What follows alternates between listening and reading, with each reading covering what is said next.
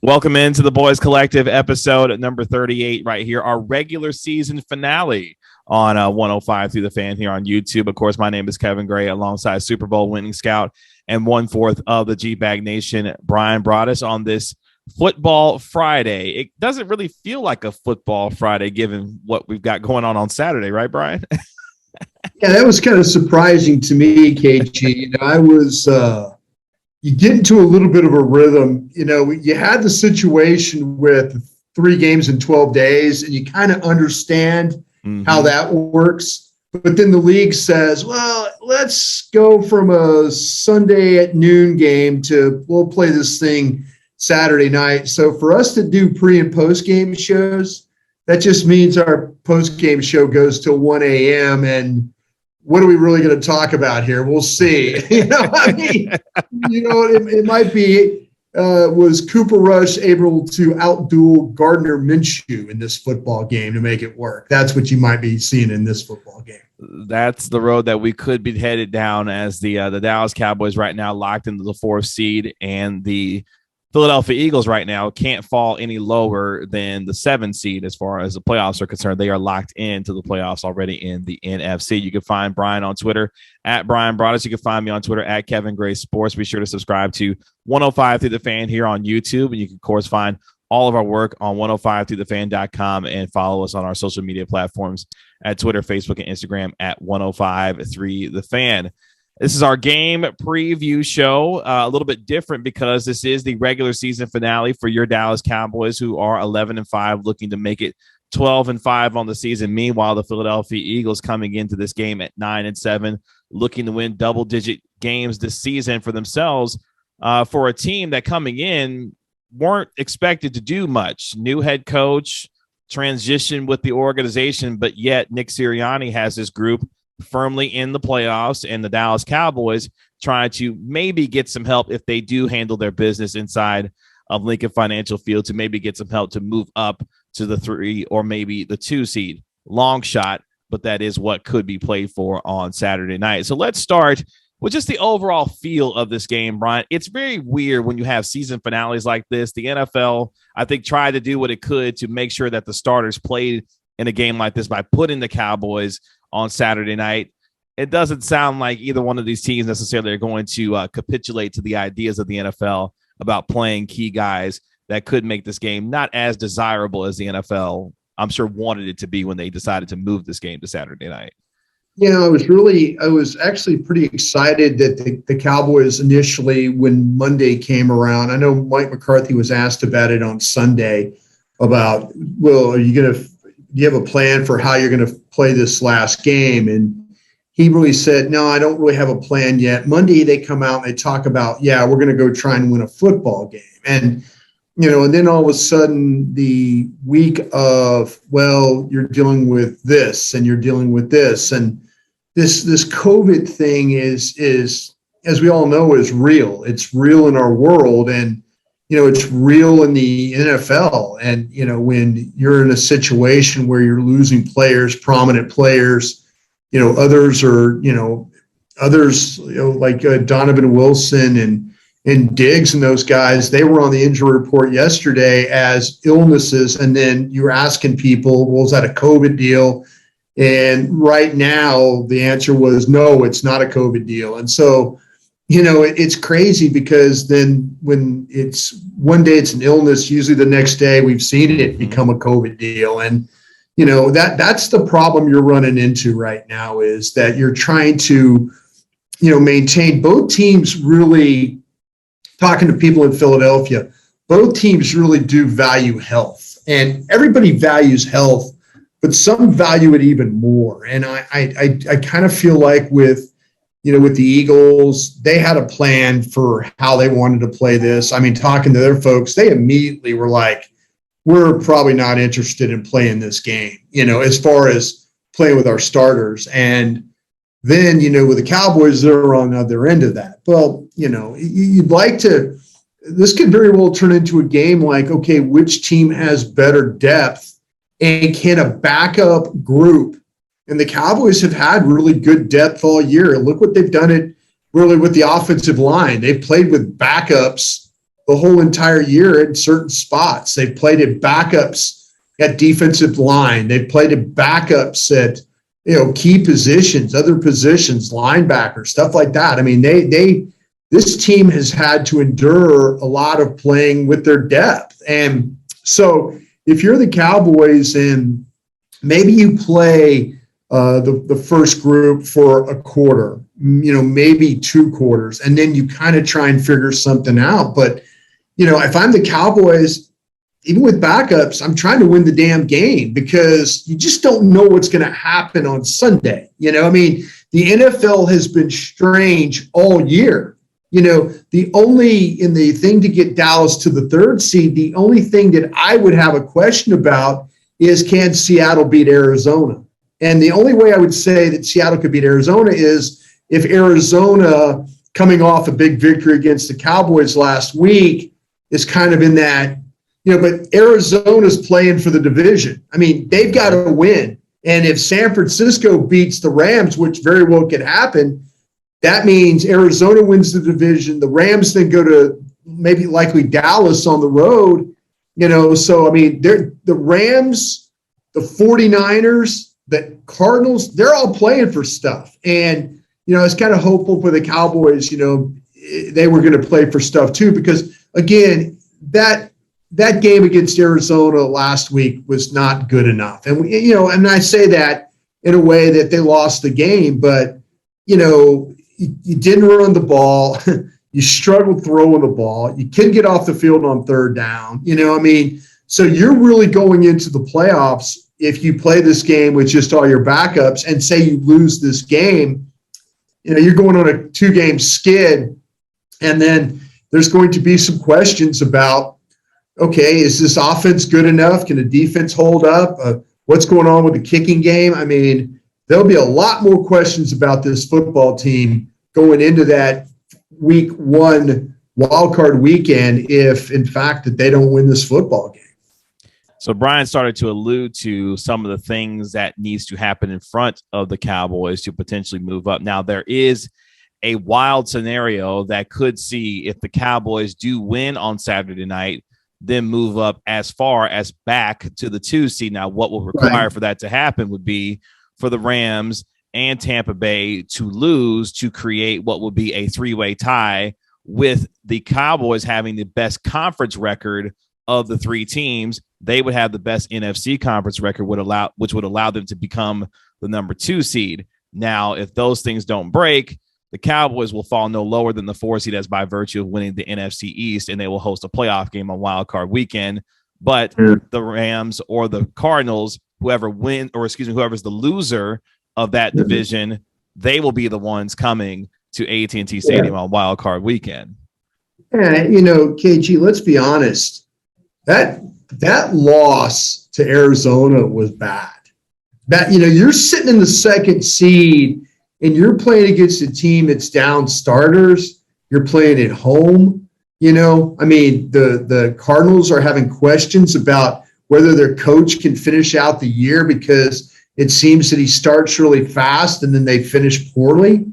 And that was a bad loss. I mean, we talked about it on Wednesday, but you find a way to hold on to that 2nd seed. It gets you that extra game. You win the first weekend, and then boom, you're back at it the 2nd weekend to get it home. And then if you have to go win a game on the road the 3rd week, well, at least you've made the path of, going through, getting a couple of home wins, and you got some momentum. That was a bad loss. Much like the Denver game was a bad loss, much like the Raider game was a bad loss.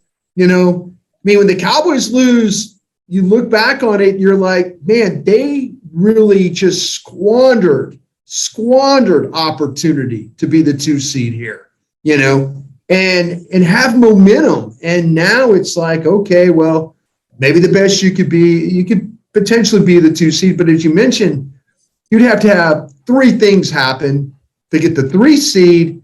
You would probably have to have a upset by Seattle to make that work. But it's just, to be honest with you, KG, it's really disheartening if I worked for the Cowboys and I knew what was ahead of us and we had that loss, I would be bumming right now about that, because they're going to get a home game, and then if you're fortunate enough to win that, but you're playing against an opponent that very well either the Rams or the Cardinals could come in here and beat you.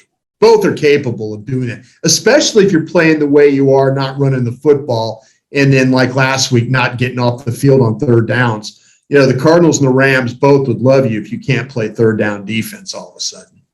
And specifically to the Cardinals, who the Cowboys would see in the playoffs if the playoffs started today, and most likely who they will see as far as that's concerned. J.J. Watt has been designated to return. His 21-day activation window has been open now for the Arizona Cardinals. DeAndre Hopkins potentially could be back also for the playoffs. So as the Cardinals continue to get healthy, those are other things that you'll have to start to think about as the Cowboys potentially see the Cardinals in the first round of the playoffs. But the Cowboys, they'll play on Saturday against the Philadelphia Eagles, a team that 9-7 wasn't expected to do much, but give credit to Nick Sirianni and this Eagles team for really, especially during the second half, Bryan, beating up on a bunch of bad opponents. They've ran the football much better in the second half. Jalen Hurts has been much better when it comes to not turning the football over as frequently as he has done in the past, especially against the Cowboys, which we saw earlier this year.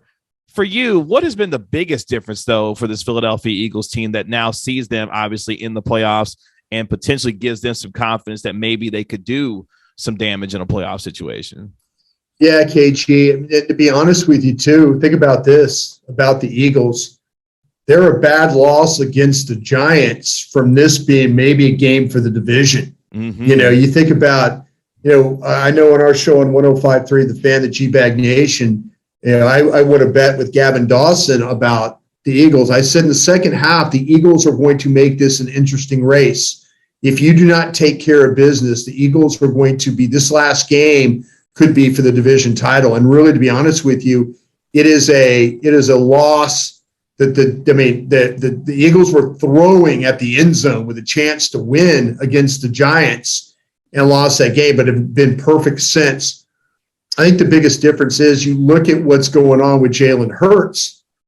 They're not making him play in these games. And I mean, not making him play these games is he throws for like 200 yards a game now. It's not like he has to throw for 300 yards for them to win.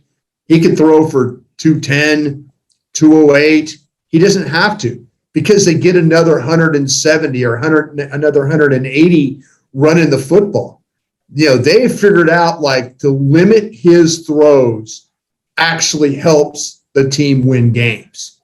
And I think that's the offensive line has always been talented. When you talk about Mailata, Landon Dickerson, what he's been able to do, Lane Johnson's been a monster this year. Herbig, Lane Johnson, a longtime veteran guy. They got Dallas Goedert, who is he's a better blocking tight end than what Zach Ertz was. I mean, he's not a great blocking tight end, but they got backs. I mean, you look at Miles Sanders, Gainwell, Boston Scott. I mean, they've had guys that have stepped up. It doesn't matter. Jordan Howard's another one that have stepped up when it's turned into rotationally running the ball and different looks. And their formations are a lot tighter. They move linemen. They move tight ends. It's a group that's physically running the football well. And again, it's all about taking Jalen Hurts out of the game so he doesn't make the mistakes that we've seen from him, like when the Cowboys played him in Week 3 here at AT&T Stadium. Just a quick reminder of kind of the numbers from that day, because I think it will make Cowboys fans a little upset, because we've talked about this as far as the balance that this Cowboys offense has wanted to strike. Yeah. So that day, Prescott went 21 of 26 for 238 yards and 3 touchdowns. Ezekiel Elliott that day went for 17 carries, 95 yards, and a couple of touchdowns. Dalton Schultz led the team in receiving that day with 6 catches for 80 yards and a couple of touchdowns. Those Prescott, Ezekiel Elliott numbers are kind of what you have been talking about when it comes to what the balance of this offense has looked like when they've been really good. We really haven't seen that in the second half of the year. So the question is, can that formula that we saw when the Cowboys were winning 6 games in a row, capped off by that really, good win against Minnesota, even without Dak Prescott. Can that offense be rediscovered as far as that balance? Not just necessarily for this game against Philadelphia, where a lot of their guys are going to be out. Fletcher Cox and others with COVID going to be out in this game. But as you look now toward the playoffs, can that be rediscovered for this team? And KG, they want us to believe it can. They want us to believe that they could flip that switch and everything could be right again. Now, we talked about what happened against the football team and, that game. I think that the football team, Dallas had beat them up pretty good 2 weeks earlier, and that was fresh in their mind. Yeah, that was just a great matchup for Dallas. But, yeah, I mean, they want us to believe that. They want us, me personally, KG, the way this offense has looked like the last 6-7 weeks, if you're going to tell me you could flip the switch, I'd have flipped the switch 4 weeks ago. Yes. I wouldn't be struggling to run the ball. And you talk about go back and watch that game from week 3. Dallas got after Philadelphia's ass in that football game. I mean, the sprint draws, Zeke running downhill, Pollard running downhill. The protection was really, really good. They put it on Philadelphia that day offensively. And, you'd like to believe that, could they do it again? Are they capable? Sure. Are they going to do it without a lot of other players? They're going to probably have to. But, man, if you tell me, can this thing all of a sudden offensively get better? I suppose it can, but it hasn't. You had all 5 of your starters. This is the healthiest. Last week was the healthiest that the Cowboys have been all year, really, with their offense. Amari Cooper was healthy. Unfortunately, you lost Michael Gallup in that game. Mm-hmm. But overall, this team was healthy when it came to their offense, and they couldn't do anything with the Arizona front. They couldn't make enough plays. They couldn't sustain drives. They couldn't run the football. They couldn't protect well enough.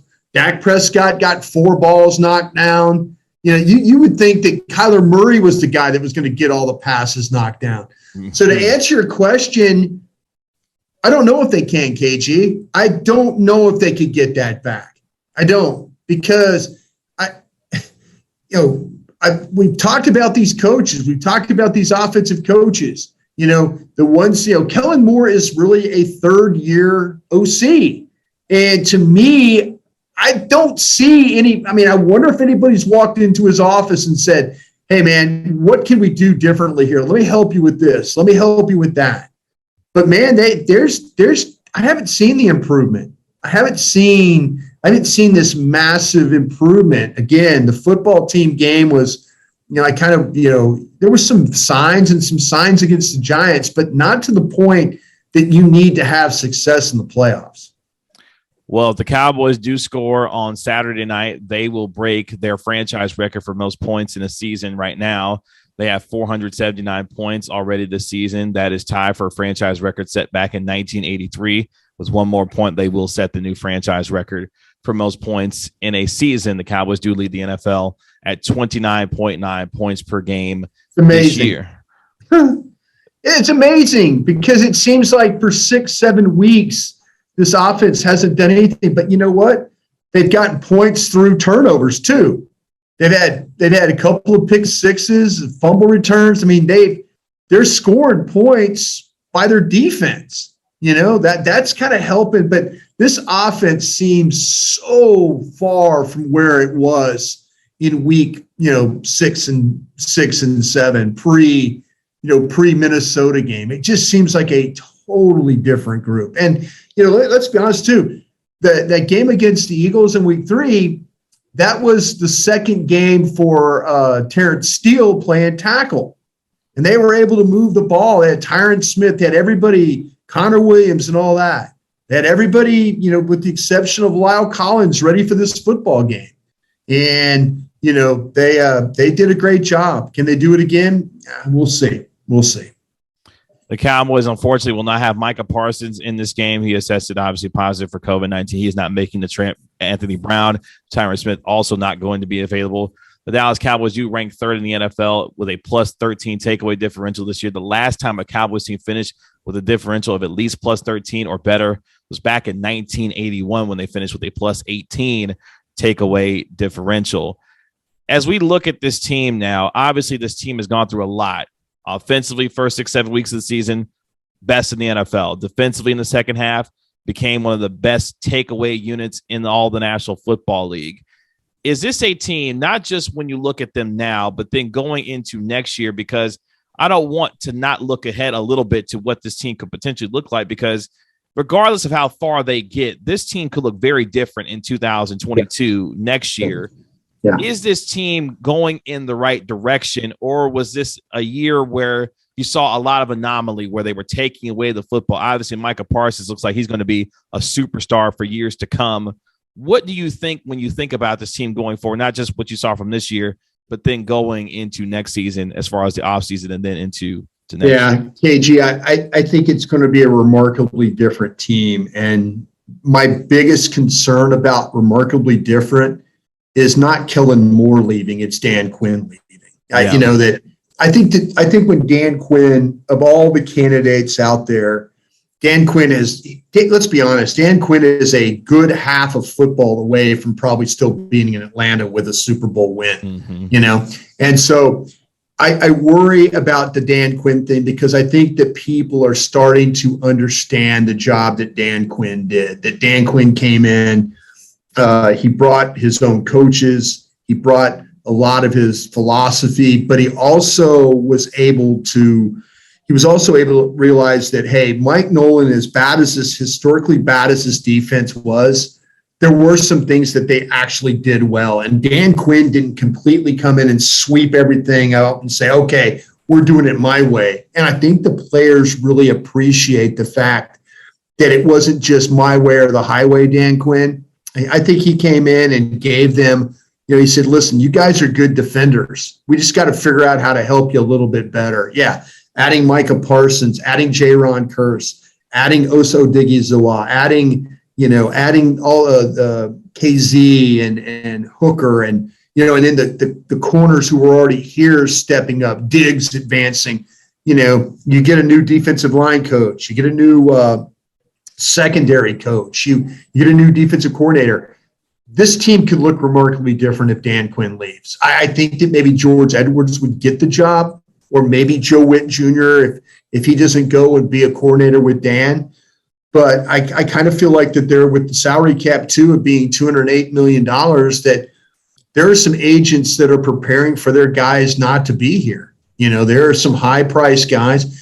And let's be honest, I asked Amari Cooper this question yesterday when we had him on our show, if he felt like that this Cowboys had his back. And he answered the question, but you don't know what happened with that whole thing with the non-vaccinated, the vaccinated and all that. I mean, he missed like 3 games because of that. Now, he could have gotten COVID because of that, but it just seems like to me there's now that divide between Amari and, say, the front office because of availability. I mean, he plays banged up, but, is he always healthy? Is he always be able to practice, And I think there's going to be some changes. There could be some changes with Tank Lawrence. There could be some changes with Randy Gregory leaving. There could be some changes with Cedric Wilson leaving, Michael Gallup leaving. I mean, Dalton Schultz also. Yeah, Dalton Schultz. There's a lot of moving parts going on with this team. And I think this time next year, it will look like a remarkably different team. Will that be good enough? We'll see. Again, if Dan Quinn's gone and a lot of those guys you mentioned are gone, then I would say that they will have their hands full trying to get back to winning the division and being successful in the playoffs. Well, this team now has a golden opportunity to try and put behind them what has been a very up and down second half of the year to try and finish on a high note against Philadelphia. It's always a good idea to beat the Philadelphia Eagles because I root for this station and I love to get, to have a spy on Philly radio because that's always fun. But more so than anything, to build some quote unquote momentum heading into the playoffs where you do have a home playoff game, and maybe the intensity and the focus of the playoffs will help turn on the switch for this Cowboys team, where both offensively and defensively they can be the team combined that we saw, through 6 weeks for the offense, through the second half for the defense, and maybe marry the two to where they can maybe make a run. Because as you mentioned, this team could be remarkably different, and the opportunity to take advantage of what they have in front of them now, that sense of urgency, unlike we saw against the Cardinals, needs to be had, obviously, during the playoffs. Yeah, they, in my opinion, KG, have already lost a playoff game. That game to Arizona, to me, was like a playoff game. You had a chance to create doubt in their mind, and you didn't do that. You actually encouraged them with a limited roster to come in here and win a game. And I get it. The officials were bad and a lot of other things were bad, but you were just as bad playing too, and you could say, well, it was a 3-point game. It could have gone, well, you make a field goal, you convert some third downs, you find a way to get some stops. Let's be honest. Arizona got the ball with 4:42 left in the game and you couldn't get a stop. They ran that clock completely out on you, and you needed a stop. You needed one stop to get the ball back. And people say, oh, well, what about the fumble that wasn't called? Well, that's what happens. These officials miss calls. They do, do we like it? No. Is it the reason why you lose? No. I struggle with this team because this is my worry, honestly. Say Philadelphia beats you in a first backup game, and Philadelphia goes on and plays, say, Tampa, and they win. Say Philadelphia finds a way to run the ball, play coverage, harass Tom Brady. They find a way to win. Then you get in the playoffs and you lose. So now you've lost to them, and then you've lost a first-round playoff game. Well, now their trajectory looks up for the division, and you look like you're kind of going down. And I don't particularly want my year to start where I'm on a 3-game losing streak, and my division rival is going up after winning a road playoff game. I don't think that's a good way to start 2022 if you're a Cowboy fan. Well, for Cowboys fans, they hope that they won't have to deal with that scenario as they go to Philadelphia to take on the Philadelphia Eagles on Saturday night. You can hear Ari Timken and Bryan Broaddus with the pregame coverage starting at 4 p.m. They will be with you for the pre-halftime and post-game show, which will be till 1 a.m. right here on 105 through the Fan. Hopefully the Dallas Cowboys will be able to end their season on a high note before they enter into the playoffs, where they will host a playoff game inside of AT&T Stadium, and then we will see how the Cowboys fare from there. You can find Bryan on Twitter at Bryan Broaddus. You can find me on Twitter at Kevin Gray Sports. Be sure to subscribe to 105 through the Fan here on YouTube. Bryan, as always, appreciate the time. Happy Football Friday, and looking forward to talking to you next week when the tournament begins in the NFL playoffs. Yeah, thanks, KG. It'll be an exciting time for the playoffs, and again, hopefully we can talk about some better things momentum-wise for the Cowboys, even though it might be some backup guys. A win is a win, and I think that goes a long way to helping your confidence going forward. Appreciate it. We'll talk to you next week. Sounds good.